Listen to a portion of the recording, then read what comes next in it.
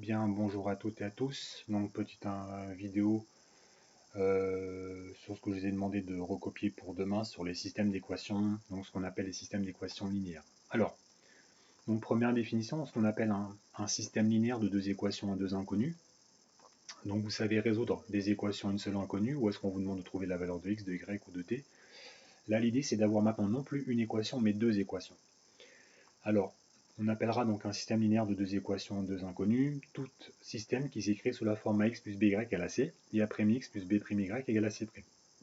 Alors, on mettra à chaque fois des accolades, puisque dans ce cas-là, il y aura deux conditions à vérifier, bien évidemment, simultanément. On n'a pas le droit de prendre une équation, la deuxième, mais il faut prendre, encore une fois, les deux. Et là, ce qui va être assez pénible, surtout pour vous, c'est d'écrire à chaque fois mon accolade du côté gauche. Là.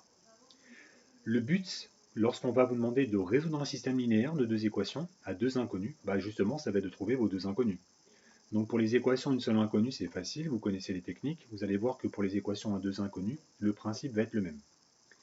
Alors, j'ai pris un exemple qui n'est pas si facile que ça, voilà, avec 3x moins 2y égale à moins 4 et 2x plus 6y égale à 1. Donc le but, ça va être de trouver là où les valeurs de x et là où les valeurs de y. Alors, bien évidemment, il va y avoir des techniques. Alors au départ, voilà, j'ai recopié mon système que vous voyez là, et généralement j'ai mis un trait vertical pour vous montrer, donc là ça sera ma ligne 1 et là ma ligne 2. D'accord? Donc je répète, 3x moins 2y égale à moins 4, c'est L1, je l'appelle ligne 1, et 2x plus 6y égale à 1, c'est ligne 2. Ce qu'il faut comprendre sur les systèmes, c'est qu'il va falloir trouver la valeur de x, ou les valeurs de x, et la valeur de y, ou les valeurs de y.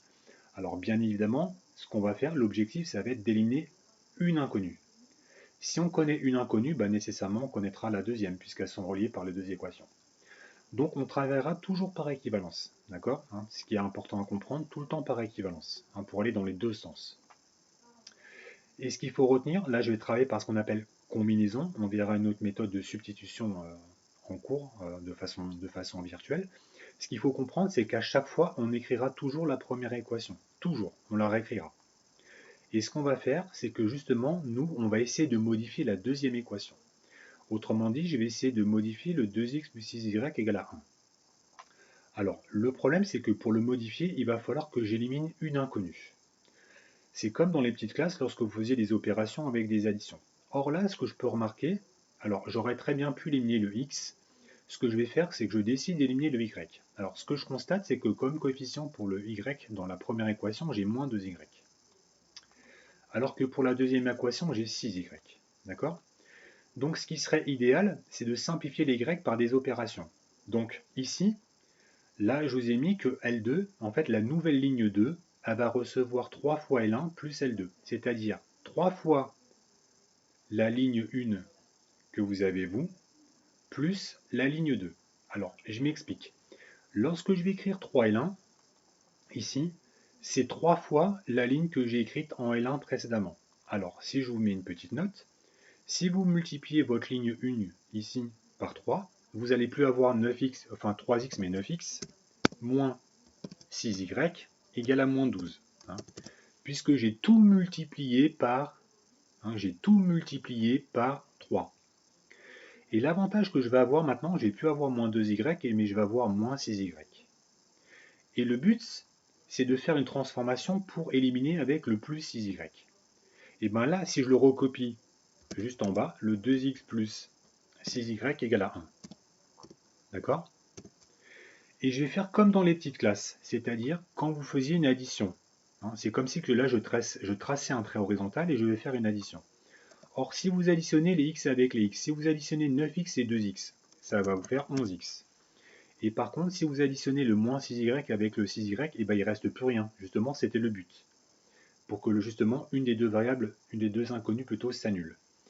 Et pareil, donc je fais la même chose, donc les y s'annulent, et dans le membre de droite, moins 12 plus 1, ça fait moins 11. Ce qui me permet directement après de trouver la valeur de x qui vaut moins 1. C'est ce que je vous ai mis ici. Voilà. Et une fois qu'on a trouvé la valeur de x qui valait moins 1, ce qu'il faut bien comprendre, c'est maintenant il va falloir trouver la valeur de y. Donc pour trouver la valeur de y, donc qu'est-ce que l'on va faire? Eh ben, on va remplacer la valeur de x par moins 1 dans notre première équation. Donc, si je remplace x par moins 1 dans la première équation, je vais avoir 3 fois moins 1, moins 2y, qui sera égal à moins 4. Hein, là, je vous le détaille. Normalement, on n'est pas obligé de le détailler. Donc, 3 fois moins 1, ça fait moins 3. Moins 2y qui vaut moins 4. Et là, je me ramène à des choses que l'on sait faire, puisqu'on se ramène à une seule équation. Donc, toujours pareil, je vais éliminer le moins 3 qui est situé à gauche de moins égal. Donc, je vais avoir moins 2y égale à moins 4 plus 3. Donc, moins 2y égale moins 1. Et une fois que j'ai trouvé la valeur de moins 2y, et bien, il suffit que je divise par moins 2. Donc, votre y qui vaut moins 1 divisé par moins 2. Comme mes deux résultats sont négatifs, ça fait un nombre positif. Donc, ça me fait un demi. Voilà. Et une fois qu'on a trouvé la valeur de x et la valeur de y, donc là après, hein, je l'écris sous forme d'accolade. Donc là, je suis allé un peu vite, hein, surtout pour la partie cours, pour vous montrer, hein, surtout de jouer avec les opérations. Donc vous allez voir au départ, même si en seconde, bon, ça sera surtout en classe de première pour ceux qui poursuivront l'aspect où ce sera important.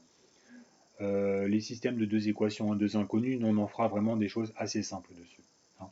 Mais l'idée, encore une fois, c'est de comprendre qu'au départ, vous avez deux équations avec deux inconnus.